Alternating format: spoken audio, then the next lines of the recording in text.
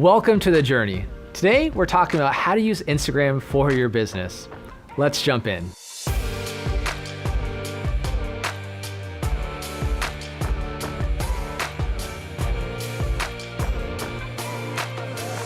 Hey, I'm Neely, your GoDaddy guide for today. And today we're talking about how to use Instagram for your business. And for that, I have my social media expert, Emma. Hey, Emma. Hey, Justin, what's up? How are you? I'm excited. Are you ready? Do it for the gram. Do it for the gram. Cool. So we're talking about Instagram for a small business owner. Maybe I have a coffee shop that has a skate park in the back. Who knows? What's kind of the first step? What should I be looking at? So think about your audience. I know Instagram is definitely preferred by teens and millennials, so that'll be great for your business idea, which you stole from me. But also some cons, like a lot of the platforms out there, there's a pay-to-play component. Right. It's important to think about who you're trying to target before you even get on there. Also identify your voice, because you want to be on there and be consistent, because after all, it's your brand. Right. So you don't want to be one way on one post and then 360 on another post, and it's hard to follow. Yeah, which I know for small businesses, because they're doing and juggling a million different things. Sometimes they'll have 4 different people at the business doing the Instagram. And while I see why they're doing that, it comes off that way. And it's too inconsistent, from the way the photos look to the coloring to the captions. It's just, there's no consistency there. Absolutely. So what about my profile? I've seen some pretty great profiles, and I'm just looking around. I've seen some bad ones. What are some best practices and things to avoid? So best practices, definitely starting with the name. You want your name to be consistent across. So coffee and kickflips. Yeah, exactly. Again, stealing my business. So you want to be consistent across Instagram, Twitter, and Facebook with that name, that handle.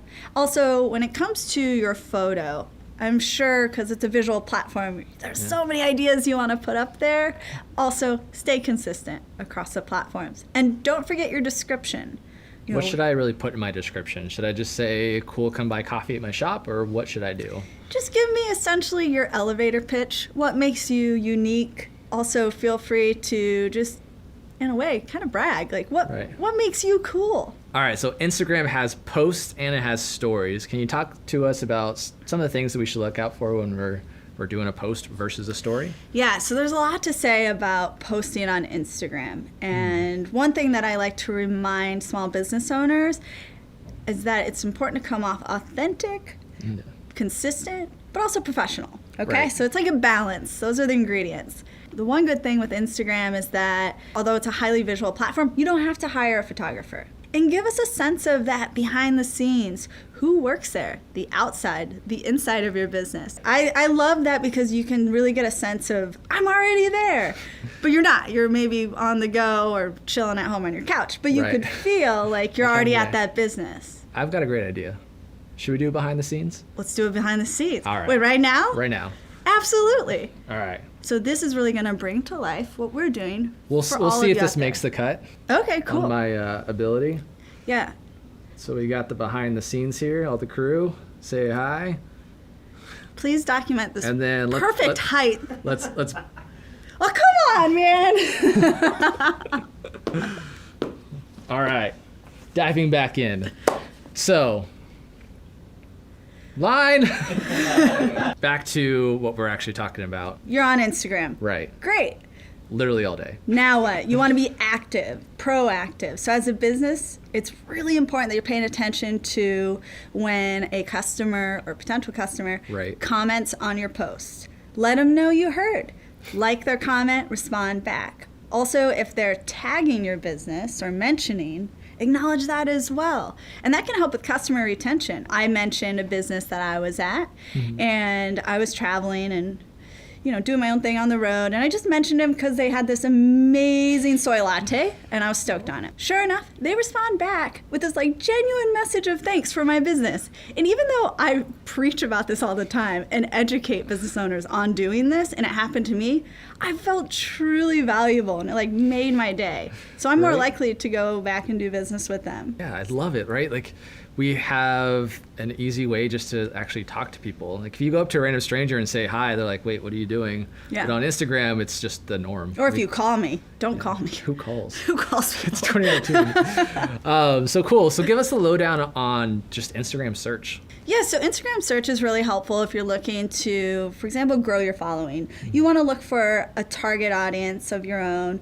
Look for people talking about things that pertain to your business. And so you can use those hashtags. Yeah, search hashtags. So you can find people that are relevant and then follow them. So you're growing an organic following, right? Right. But also you could chime in on conversations with people. So maybe you are a vegan restaurant.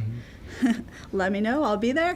So if you're a vegan restaurant, maybe search for other people talking about vegan cooking, vegan recipes. Maybe you then follow a vegan blog or a chef. And that way you're really cultivating this niche bubble, which will ultimately help your engagement, which we'll talk about engagement rate.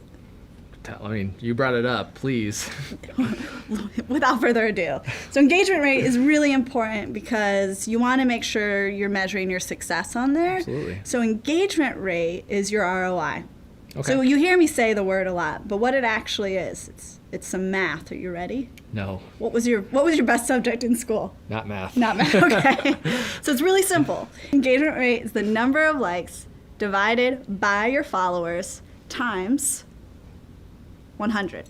Carry the 3 divided by 2. All right. Cool. I'll write it down for you later. Thank you. But that's going to give you some insight as to, hey, this post it performed well, or it was a flop. And then from there, you can even go further, because if you're on Instagram as a business, which you should be, as a business page, then you have insights. You can see what time of day worked best to post with your audience, what day of the week worked best, and then you look at the engagement rate as well, and it's just going to help you to have this approach to posting that's not so blind. Right. It's not a shot in the dark. It's more of an educated guess, because it's not always perfect, but it gets you in the right direction. Yeah. But again, you want to be there and active. So I really can't stress the importance of commenting and replying to your customers as they're engaging, taking the time to engage with your business. Literally comment back on every single person that commented, because they took the time to say something. Yeah. Reply back. Give them that time of day. And have fun with the stories, just like we did, because that's truly it's a live element. It's a very organic, authentic element to your personality and your brand. And if you feel like, oh, I don't have time to do all this, then I encourage brand ambassadors. Get your staff involved in this. Also come up with a hashtag, so that way when your customers come in, they can start getting the content for you, and then you can just sit back, use it, repurpose it. Yeah. I'm all about efficiency. Right. Well, thank you so much for hashing it out on the gram. You've been awesome, Emma. Thanks for having me. Do it for the gram. Do it for the gram. Well, this has been The Journey. Make sure you comment and subscribe so you know when the videos are coming out next. Thank you again. Signing off.